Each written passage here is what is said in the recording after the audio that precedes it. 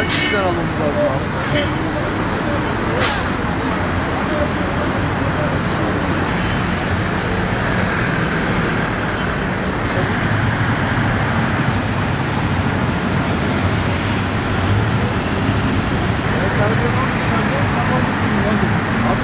Sıkıntı çekiyoruz. Yalan yok.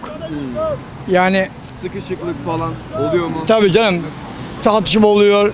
Millet koltuğa oturacağım diye o diyor ben oturacağım, o diyor ben oturacağım hesabı oluyor. Ne oluyor? Olmuyor değil yani. Geçen gün yaşlı bir amcamız bile binmeye kalktı. Adamcağız düştü. Evet. Buna rağmen adamın üstten geçtiler. Valla şimdi biz devamlı metrobüse, tramvaya bindiğimiz için şu an öyle bir sıkıntımız olmuyor. Yani. Ama tabii ki normal minibüs olsun, yani bir normal otobüs olsaydı olur. O sıkıntı olur yani. Ne bileyim ben, eve yarım saatte varacağına 1 saatte, 1,5 saatte varıyorsun. Yoğunluk var, Evet. ve engelli ve hamilelere öncelik tanınmıyor. Yavrucuğum, herkesin yaşadığı sorun, sıkıntı bitiyor mu? Yüzlerce metrobüs gidiyor, hiçbir işe yaramıyor. Sıkıntı aynı devam ediyor ve fiyatlar yükselttiler. Binsek de sıkıntı, insanlar tartışıyor.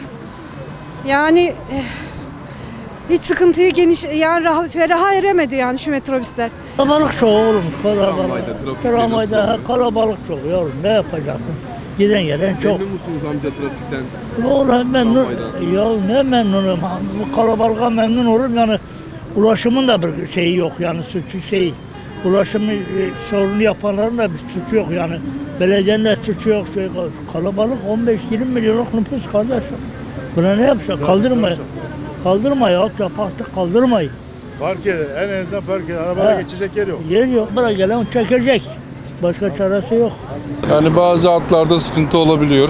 Geç gelebiliyor, sabah ilk seferlerde bazı sorunlar oluyor. Bazen sıkıntılar, aksaklığı olabiliyor ama onun haricinde herhangi bir sorun yaşamıyoruz yani. Sıkışıklık var mı? Ya çok aşırı derecede sıkıntı şey var, kalabalık yani. Evet. Sıkışıklık var. Zor yani, Allah yardım etsin. İstanbul'da yaşamak zor. Trafikten falan memnun musunuz abi? Yok, trafik facia. Çok kalabalık yani, zor yani. Hatta ben Ege'ye gitmeyi düşünüyorum yani. İstanbul'da yaşamayı fazla düşünmüyorum. Abi minibüse biniyoruz. Genelde yer sıkıntıları oluyor. İnsanlara yer veriyoruz. Diğer bir sıkıntım abi. Böyle ardı arkasını kesmeyen zamlar geliyor. 1,5'tu 3,5'a çekildi. 3,5'tan 5 liraya çekildi. Karmaşık bir şeyler yaşıyoruz. Abi ya sıkışıklıktan hiç memnun değiliz. Ama yani tramvay falan da hiç kullanasım gelmiyor. Çünkü insanlara böyle İnsanlara böyle kin kapıyorsun abi. Herkes böyle birbirine bakıyor falan. İstanbul'un trafiği bitmez yani. Yani deniz yolunu tercih etmeleri lazım. Feribot falan yapabilirler. Çünkü artık karayolu bitti İstanbul'da. Memnun musunuz peki trafikten? Yok, hiç memnun değilim. Artık 7/24 trafik var İstanbul'da. Önceden sabah ya da akşam saatlerinde oluyordu. Şimdi 7/24 trafik var. Sizce düzelebilir mi abi? Trafikten. Bence deniz yoluna biraz ağırlık verirlerse düzelir. Yani feribot yaparlarsa sonuçta İstanbul'un yarısı deniz. Yani Silivri'den başlayıp Üsküdar'a kadar, hatta adalara kadar gidebilir feribotla.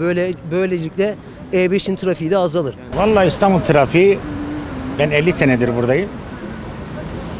En yoğun trafikim. 90'dan sonra trafik yoğunlaştı Şu anda yani. memnun musunuz peki abi bu kalabalıktan? Bu kalabalıktan memnun değiliz tabii. Yani İstanbul göç aldığı müddetçe her zaman İstanbul bu halde daha fazlası da olacak. Daha da adım artacak. Şu anda memnun değilsiniz yani. Memnun değilim tabii. Ben 50 senedir burada. Yaşıyoruz yavrum, yaşıyoruz, artık dışarı çıkamıyoruz dışarı.